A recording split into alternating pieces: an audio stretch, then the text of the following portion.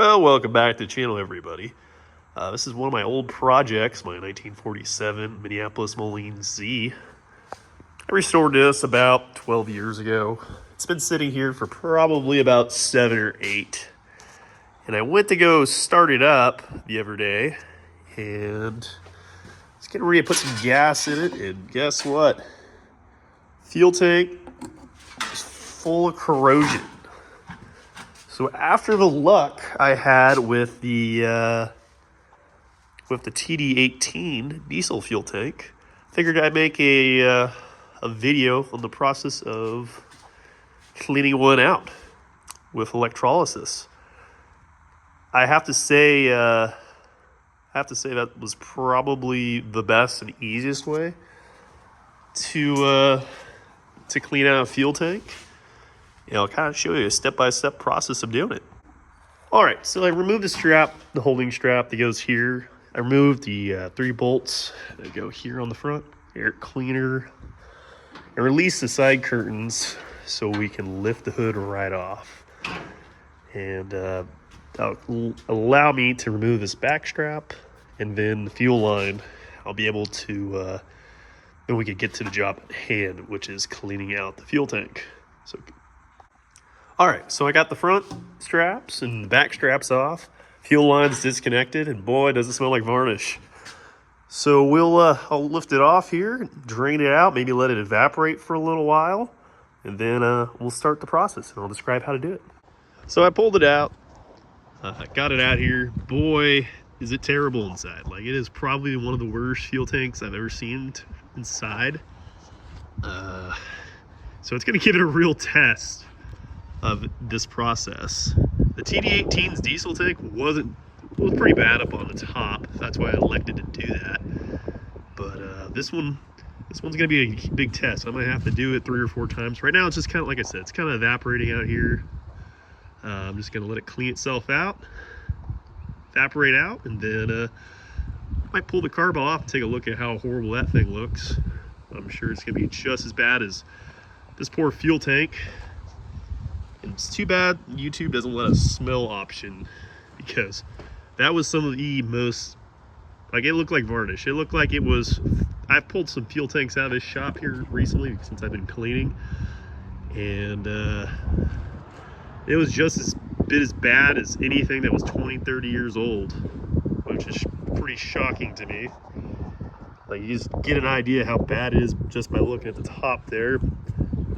It's really unfortunate. This was a perfect fuel tank, super clean inside when I got it. So that was my bad. So see if we could get it restored and get it working again. So after changing a few things around here, I had to get a different battery charger, one of these old style ones. It should show a little bit of amperage when you've got this setup going here. So let it sit like this for about an hour or 2 and take a look at it. And like I said, the piece of electrode should look pretty rusty and horrible looking, since it's picking up all that contamination from your tank. So we'll give it a little bit of time here. It took me about 20 minutes to reset it. It took quite a bit of baking soda, so don't be surprised. It doesn't just take like a cup or 2 cups or so with these bigger fuel tanks. So you'll be generous with it. So we're a few hours later. So we got a good amperage on this, and as you can see, we have some interesting results going on. So I'm gonna take it off real quick and take a look. All right, so it's been a few days. I've been running this thing. I come out here every so often, clean this off, and every time it looks just like that, if not worse. So we're gonna change the water out this time. We're gonna look at the condition of the fuel tank, and this is what it typically looks like, if not a little worse. So I'll get back to it here. So this is the electrode that I've been using, and as you can tell, it looks like it's 100 years old. Just absolutely destroyed, and it just kind of goes to show how bad that fuel tank is. I guess it really is working pretty well. So I'll clean it back up this time, and I might be getting a larger electrode. And like I said, this was probably one of the worst looking fuel tanks I've ever seen, so let's continue with it.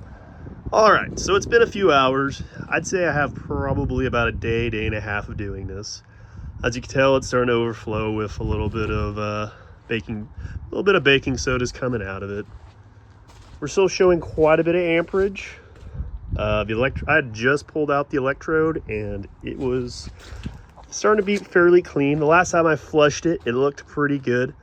Unfortunately, the camera wasn't able to really see it. You weren't quite able to see what was going on inside this fuel tank, but it's starting to look better. Other than that, I'm gonna be very happy, I think, with how this fuel tank's gonna come out.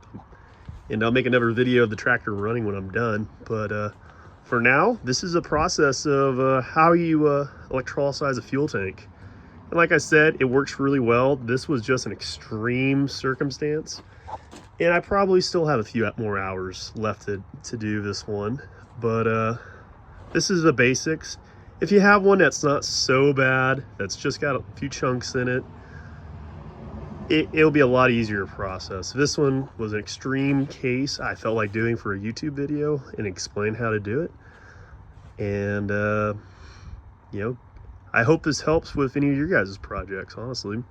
So, like I always say, please like and subscribe, leave a comment. I'm trying to expand my YouTube channel. If anybody wants to see anything else done, I'm going to be doing some carb work here on this thing, probably on my John Deere G also, and probably a service on it. So if you guys like to see that kind of content, let me know. Thank you.